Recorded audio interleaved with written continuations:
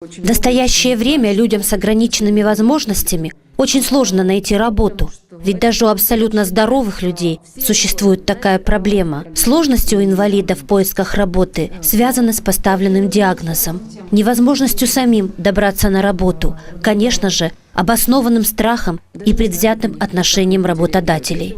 С этой целью оказать этой категории граждан посильную помощь в трудоустройстве в Приморье муниципия Камрат был организован для них семинар «Основы предпринимательства и ведения бизнеса». Семинары проводятся именно для лиц с ограниченными возможностями, и это будет действительно цикл семинаров из 4 тем.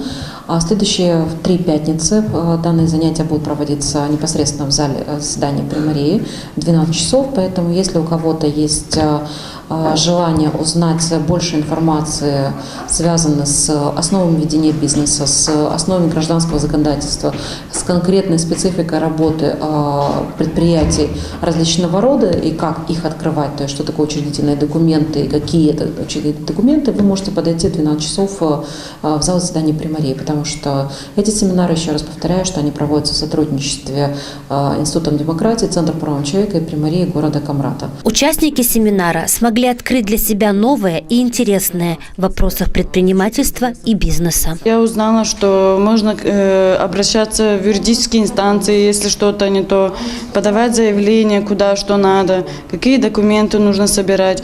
То есть ежемесячная оплата, доход сколько я должна иметь.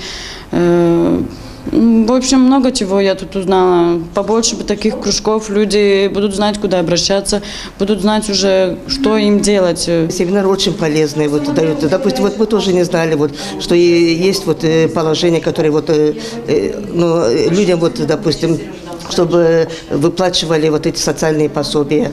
Есть люди, которые не знали. На сегодняшний день мы узнали, что да, действительно есть такие положения, что можно получать социальные пособия. Прошедшее мероприятие стало началом цикла семинаров, ориентированных на просвещение в области предпринимательства людей с ограниченными возможностями.